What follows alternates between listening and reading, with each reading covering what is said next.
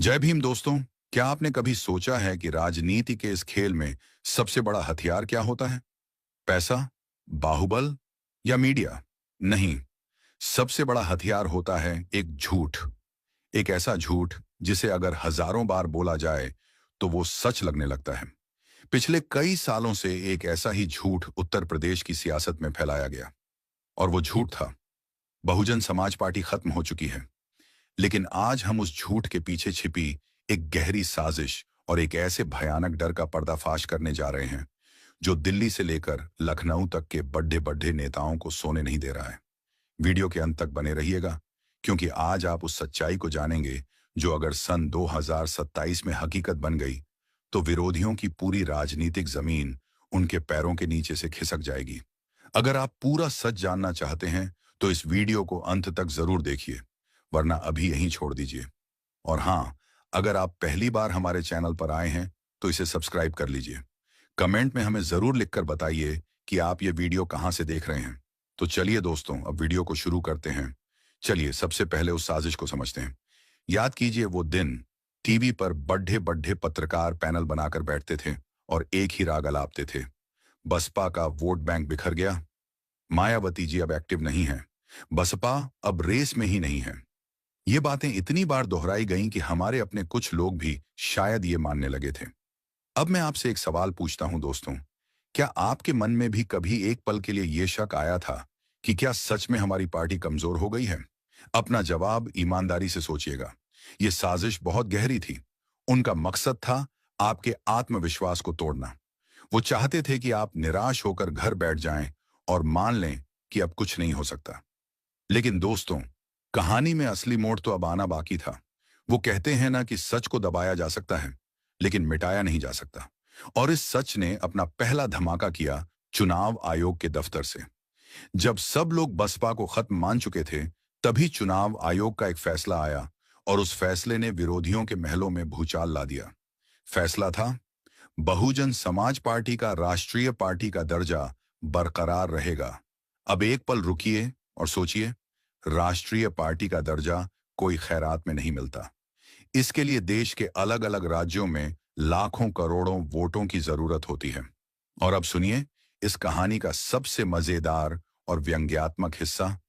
जो लोग कल तक टीवी पर आकर चिल्लाते थे कि बसपा अब रेस का घोड़ा नहीं रही, उनकी अपनी पार्टियों का तो चुनाव आयोग ने राष्ट्रीय पार्टियों की लिस्ट में नाम तक नहीं लिया।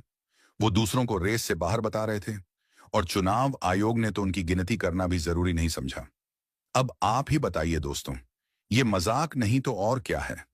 जो खुद गली का चुनाव जीतने की हैसियत खो चुके हैं, वो देश की तीसरी सबसे बड़ी राष्ट्रीय पार्टी को खत्म बता रहे थे। यहां से एक नया सस्पेंस शुरू होता है। अगर मीडिया और विरोधी झूठ बोल रहे थे, तो फिर ये लाखों करोड़ों वोट आए कहां से? कौन है वो लोग जो आज भी चुपचाप हाथी का बटन दबा रहे हैं? और क्यों विरोधी इस ताकत से इतना खौफ खाते हैं? चलिए अब उस रहस्यमयी ताकत से पर्दा उठाते हैं। दोस्तों, विरोधियों का सबसे बड़ा डर है बसपा का साइलेंट वोटर, यानी खामोश मतदाता। ये वो वोटर है जो टीवी डिबेट में नहीं चिल्लाता। ये वो वोटर है जो सोशल मीडिया पर गाली गलौज नहीं करता। चुनाव से पहले जब विरोधी पार्टियां पैसे के दम पर रैलियों में भीड़ जुटाती हैं, सर्वे में अपनी जीत दिखाती हैं, तब ये वोटर चुपचाप सब कुछ देखता है। वो इतना शांत रहता है कि विरोधियों को लगता है कि वो या तो मर चुका है या बिक चुका है। लेकिन वो एक गलती कर बैठते हैं। वो बहुजन समाज के स्वाभिमान को कम आंकने की गलती कर बैठते हैं। जिस दिन वोटिंग होती है, वही खामोश वोटर अपने घर से निकलता है, चुपचाप पोलिंग बूथ पर जाता है और किसी को बिना बताए हाथी के सामने वाला बटन दबाकर अपना फैसला सुना देता है। और जब शाम को ईवीएम का डिब्बा बंद होता है, तो उसके अंदर विरोधियों के सारे सपने, उनके सारे सर्वे और उनका सारा घमंड भी कैद हो जाता है। मैं आपसे एक और सवाल करना चाहता हूं, क्या आप भी ऐसे किसी साइलेंट वोटर को जानते हैं? या कहीं आप खुद तो वो ताकत नहीं है जो सही समय का इंतजार करती है? कमेंट में बताइएगा जरूर। लेकिन कहानी में एक पेंच और है। अगर ये ताकत इतनी बड़ी है, तो मीडिया इसे आपसे क्यों छिपाता है? कौन है जो नहीं चाहता कि आप अपनी इस असली ताकत को पहचानें? दोस्तों, ये समझना रॉकेट साइंस नहीं है कि मीडिया क्यों चुप है। आज देश के ज्यादातर बड़े मीडिया चैनल उन उद्योगपतियों के हैं जिनकी विचारधारा हमेशा से बहुजन समाज के खिलाफ रही है। वो जानते हैं कि जिस दिन उन्होंने बसपा की असली ताकत दिखानी शुरू कर दी, उस दिन बहुजन समाज का सोया हुआ आत्मविश्वास जाग जाएगा। इसलिए वो जानबूझकर बहन जी की लाखों की रैली को 30 सेकंड में निपटा देते हैं। उनके 1 घंटे के भाषण से सिर्फ एक लाइन निकालकर उसका गलत मतलब दिखाते हैं और दूसरी पार्टियों की छोटी छोटी बातों पर दिन भर बहस करते हैं। उनका एक ही मकसद है, आपको मनोवैज्ञानिक रूप से कमजोर करना। अगली बार जब आप टीवी देखें तो इस बात पर गौर जरूर कीजिएगा। देखिएगा कि किस पार्टी को कितना कवरेज मिल रहा है। आपको इस साजिश का सबूत अपनी आंखों से दिख जाएगा। और अब हम पहुंचते हैं कहानी के क्लाइमैक्स पर, उस आखिरी सवाल के जवाब पर जो राजनीति के सारे समीकरणों को खोलकर रख देगा। हमने शुरुआत में एक सवाल उठाया था, क्यों बहन मायावती जी का सिर्फ एक बयान विरोधियों की करोड़ों की रैली पर भारी पड़ जाता है? इसका जवाब है विश्वास, विचारधारा और सम्मान। विरोधी पार्टियां पैसा फेंककर भीड़ तो जुटा सकती हैं, लेकिन वो उस विश्वास को नहीं खरीद सकती जो बहुजन समाज का अपनी नेता पर है।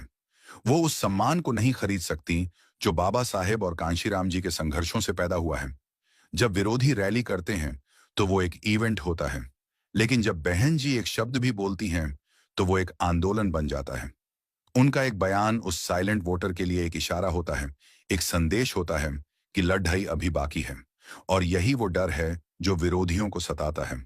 उन्हें पता है कि वो मीडिया को खरीद सकते हैं, नेताओं को खरीद सकते हैं, लेकिन वो बहुजन समाज के इस अटूट रिश्ते को नहीं खरीद सकते। यही है वो असली राज। उनका डर बसपा के विधायक नहीं है, उनका डर है वो विचारधारा जो आज भी करोड़ों लोगों के दिलों में जिंदा है। तो दोस्तों, आज हमने झूठ और साजिश के हर पर्दे को उठाया है। अब आखिरी सवाल मैं आपसे करता हूं, क्या आप अपनी इस साइलेंट ताकत को सन 2027 में एक बार फिर से पूरी दुनिया को दिखाने के लिए तैयार हैं? तो दोस्तों, आज हमने झूठ और साजिश के हर पर्दे को उठाया है। हमने देखा कि कैसे राष्ट्रीय पार्टी का दर्जा एक सर्टिफिकेट है हमारी ताकत का, और कैसे विरोधी हमारे साइलेंट वोटर के नाम से ही कांपते हैं। अब आखिरी सवाल मैं आपसे करता हूं, क्या आप अपनी इस साइलेंट ताकत को सन 2027 में एक बार फिर से पूरी दुनिया को दिखाने के लिए तैयार हैं? अगर आपका जवाब हाँ है, तो ये 3 काम अभी कीजिए। 1, कमेंट में बताइए कि आप ये वीडियो देश के किस शहर या गांव से देख रहे हैं, और साथ में लिखिए जय भीम 2027 तैयार है।